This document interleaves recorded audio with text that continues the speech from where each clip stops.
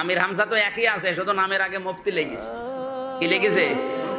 তাহলে নবীজি যতদিন মোহাম্মদ ইবনে আব্দুল্লাহ ছিলেন তার যেমন শত্রু ছিল না, যখন রাসূলুল্লাহ হলেন শত্রুর অভাব হয়নি।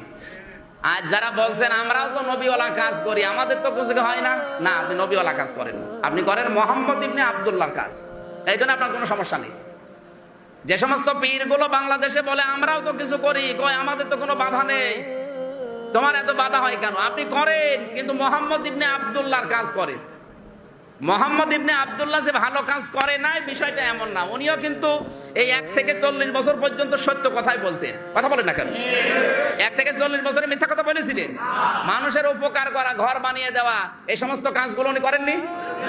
এগুলো তো রাসূলুল্লাহর কাজ না, এগুলো মোহাম্মদ ইবনে আব্দুল্লাহর কাজ। ওই কাজ যারা করেছে এখন করছে, তাদের কোনো শত্রু নেই, তাদেরও মানুষ আলামিন বলে ডাকে, যে ভালো মানুষ।